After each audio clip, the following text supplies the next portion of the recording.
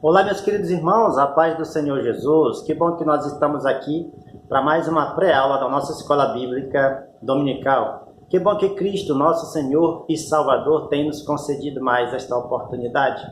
Eu sou o professor Márcio, membro da Assembleia de Deus Ministério Missão, em Parauapebas, no Pará, e nós publicamos aqui neste canal uma série de estudos bíblicos para a edificação do povo de Deus. Portanto, já convido a você que não é inscrito, se inscreva, curta, compartilhe. Ajude-nos a alcançar mais vidas através do ensino da palavra de Deus. Nesta oportunidade, nós publicaremos aqui a lição número 5 da classe de adultos, a qual tem como tema dons de elocução. Nas lições passadas, nós estudamos sobre as outras duas classificações dos dons, que é classificado através dos dons espirituais de 1 Coríntios capítulo 12. Que foi dons de revelação, que são 3 dons que existem dentro dessas 3 categorias. Na lição anterior, nós estudamos sobre a segunda classificação, que é os dons de poder, que também existem 3 dons dentro desta classe de categorias. E agora nós estudaremos sobre a terceira classificação, que é os dons de elocução, os dons de fala, que servem também, que têm o mesmo propósito de edificar a igreja do nosso Senhor e Salvador Jesus Cristo. O texto áureo desta lição está em 1 Coríntios capítulo 2, versículo 3, que vai dizer: porque o que fala língua estranha não fala aos homens, senão a Deus, porque ninguém o entende. E o Espírito fala de mistérios, mas o que profetiza fala aos homens para a edificação, exortação e consolação. No texto áureo está dizendo que aquele que fala em línguas estranhas, ele não fala aos homens, senão a Deus, porque ninguém o entende. E aqui nós já entendemos que é línguas espirituais, línguas inteligíveis, a qual o único Deus entende aquilo que está sendo falado através da elocução do Espírito Santo. E o que fala e o que profetiza é uma língua inteligível, é uma língua a qual todos aqueles que estão ouvindo entendem, porque é para edificação coletiva. A língua espiritual, o dom de língua, individualmente falando, línguas espirituais, é para edificação pessoal. E a profecia é para edificação coletiva. A verdade prática vai dizer: os dons de profecia, de variedade de língua e de interpretação das línguas são para edificar, exortar e consolar a igreja. Então, o propósito da profecia são 3: edificação, consolação e exortação ou encorajamento dos irmãos em Cristo Jesus. Qualquer profecia que não tem essas 3 bases bíblicas, essas 3 bases, elas não devem ser consideradas uma profecia vindo da parte do nosso Senhor e Salvador Jesus Cristo, porque ela não tem essas 3 funções, que é edificação, exortação e consolação. A leitura bíblica em classe está em 1 Coríntios capítulo 12, versículo 7 ao 10, e também capítulo 14, do versículo 26 até o versículo 32. O texto áureo desta lição, como nós já lemos, ele vai falar do dom de profecia. Só que a leitura bíblica em classe, especificamente no capítulo 12 de 1 Coríntios, versículo 10, vai dizer: e a outro a operação de maravilhas, e a outro a profecia, e a outro o dom de discernir os espíritos, e a outro a variedade de línguas, e a outro a interpretação de línguas. Neste versículo bíblico está aqui os 3 dons que fazem parte dessa classificação de elocução, que são a profecia, a variedade de língua e a interpretação de línguas, né? Todos esses dons, né, sendo, né, tirando apenas o de variedade, o de variedade de línguas, os outros dois dons são para edificação coletiva, edificação mútua da igreja, né, no contexto geral.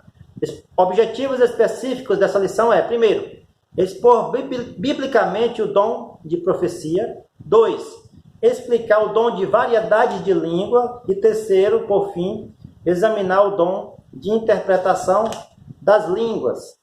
Primeiro ponto, dom de profecia, 1 Coríntios capítulo 12, versículo 10. O que é dom de profecia? De acordo com Stanley Orton, o dom de profecia relatado por Paulo em 1 Coríntios 14 refere-se à manifestação espontânea inspiradas pelo Espírito em uma língua conhecida para quem fala e também para quem ouve, objetivando edificar, exortar e consolar a pessoa destinatária da mensagem. Então, o dom de profecia, segundo o nosso autor, segundo nosso pastor aqui, Stanley Orton, ele serve para a edificação da igreja, serve e é também falada de uma maneira em que todos entendem. O dom da profecia é uma língua inteligível, é uma língua no idioma local, e os irmãos entendem aquilo que está sendo falado. Os irmãos são consolados, exortados e edificados pelaquilo que está sendo falado. Mas profetizar não é desejar uma bênção a uma pessoa, pois essa não é a finalidade da profecia, né? A profecia, ela não tem esta finalidade de profetizar que aquela pessoa daqui 10 anos, que aquela pessoa daqui 5 anos vai receber tantos milhões, vai ter um carro bom, vai ter uma casa boa, vai estar com seus sonhos realizados, né? A profecia, a única e exclusiva função da profecia é para que o crente possa ser fortalecido na fé do Senhor Jesus, na fé em Cristo Jesus, e ele ter a certeza da sua garantia de estar com Cristo na glória. As outras coisas que acontecem na área financeira do ser humano é consequência da sua fé, da sua devoção a Deus. Mateus 6,33 vai dizer: buscai primeiro o reino de Deus e as demais coisas vos serão acrescentadas, ou as outras coisas vos serão acrescentadas. Ou seja, primeiramente o reino de Deus, e depois Deus nos abençoa pela nossa confiança nele, pela nossa devoção a ele e pela nossa entrega total a ele, ao reino de Deus aqui na terra. Subtópico número 2 vai dizer a relevância do dom de profecia. O dom de profecia é tão importante para a igreja de Cristo que o apóstolo Paulo exortou a sua busca em 1 Coríntios capítulo 14, versículo 1. Então o apóstolo Paulo ele exorta, ele diz, né, não impedir, não cessar as profecias, não eliminar o dom de profecia dentro da igreja. Ele fala que esta profecia, né, a igreja precisa exercer com autoridade o dom de profecia, para que cada um dos irmãos, né, que porventura chegue nas congregações, chegue na igreja triste, cabisbaixo, né, achando que Deus não liga mais para a sua vida, achando que Deus não está mais atento àquilo que está acontecendo na sua vida, de repente receba uma mensagem de Deus e saia da igreja fortalecido, e saia da igreja com o seu coração transbordando de alegria, porque Deus tem falado com estas pessoas. Não obstante, ele igualmente recomendou que o exercício desse dom fosse observado pela ordem e cuidado nos cultos, conforme 1 Coríntios capítulo 4, 14, versículo 40. A organização desse dom, ela é fundamental dentro das igrejas. A organização de fazer com que a mensagem do Senhor chegue aos ouvintes de maneira compreensível, né, e que os ouvintes possam entender aquilo que Deus está falando. Quando um profeta está falando, a organização é necessária para que o outro se cale. Fale um de cada vez, para que a mensagem possa ser entendida. E esta organização, o apóstolo Paulo, ele pregou na igreja de Coríntios que era necessário e fundamental para que todos pudessem entender e ser exortado, edificado e consolado por este dom de profecia. Subtópico 3, os propósitos. Qual é o propósito da profecia? A profecia contribui para a edificação do crente. Porém, ainda existe muita confusão a respeito do uso dos dons de elocução, e em especial ao de profecia e sua função. Nos últimos dias está saindo muitas profecias, está sendo profetizado, melhor dizendo, muitas profecias a respeito do fim do mundo, a respeito dos cavaleiros do Apocalipse, a respeito daquilo que irá acontecer no final de todas as coisas.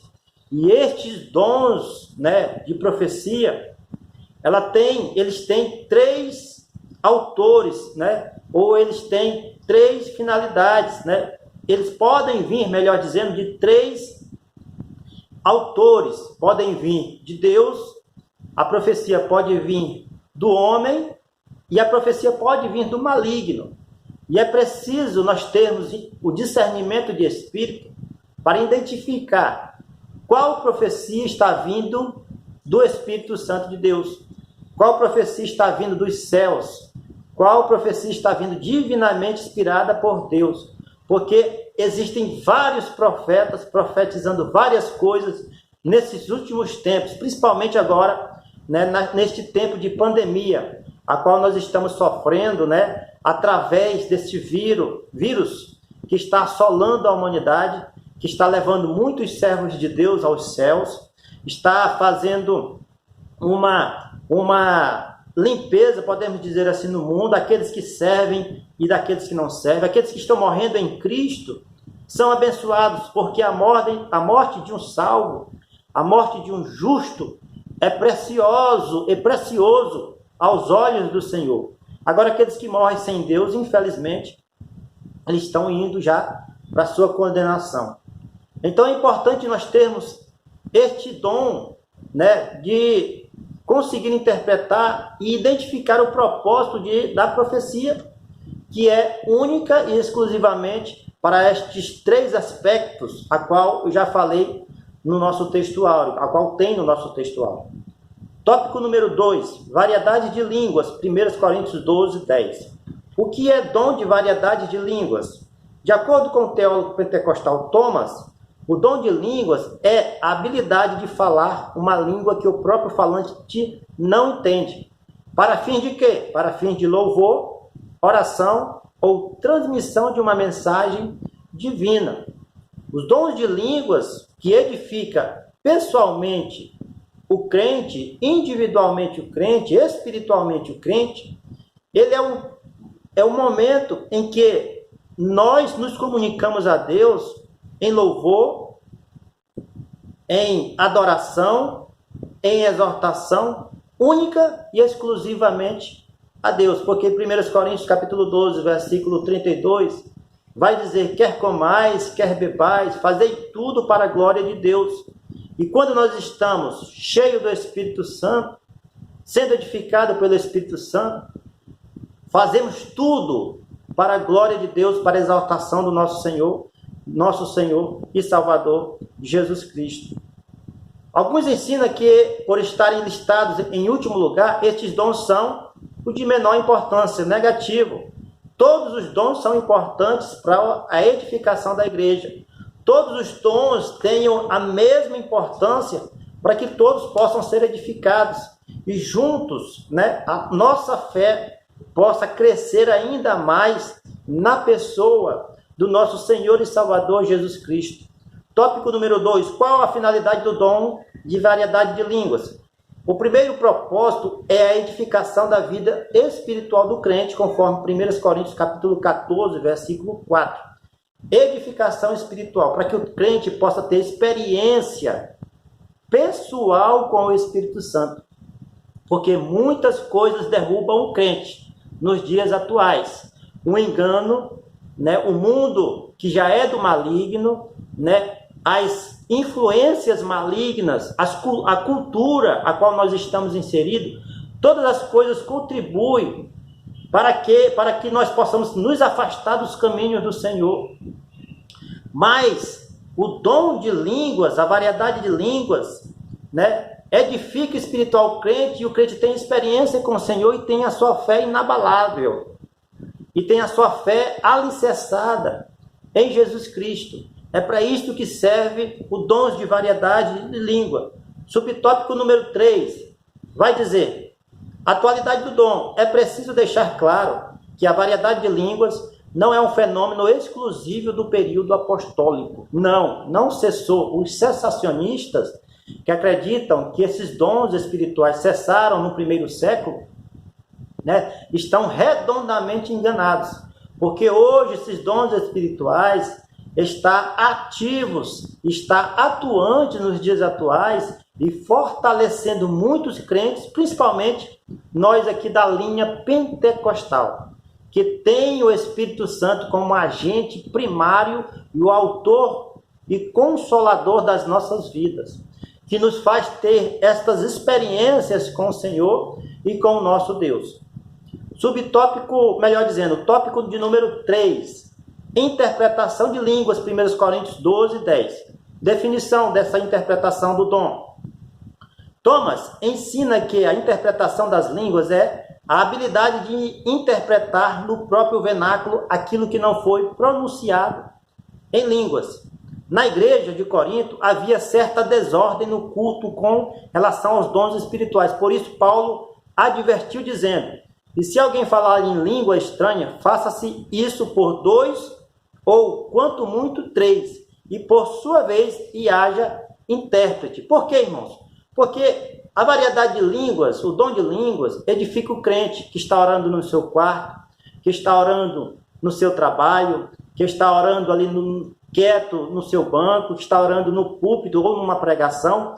Ele edifica a própria pessoa. Agora, quando é o dom que interprete as línguas que estão sendo faladas, ou a língua que está sendo falada, este dom vai falar em uma língua, vai interpretar em uma língua inteligível, para que os homens possam aprender e saber aquilo que está sendo falado, né? É importante dizer que as línguas espirituais, o homem não entende, né? Somente é uma comunicação diretamente com Deus, mas através do Espírito Santo, do dom de interpretação de língua, todos esses dons têm como autor o Espírito Santo de Deus. Através deste dom de interpretação, né, o Espírito Santo transmite ao homem e o homem consegue transmitir a mensagem do Evangelho, a mensagem de Deus para toda a Igreja do Senhor. Subtópico 2. A diferença entre dons de interpretação e de profecia. Qual é a diferença dos dons de interpretação e a de profecia, meus irmãos? Os dons de interpretação de línguas precisam de outra pessoa que tenha este dom de interpretação. A pessoa fala em línguas estranhas e o outro interpreta, o outro consegue interpretar divinamente pelo Espírito Santo aquilo que está sendo anunciado. E o dom de profecia não precisa de interpretação.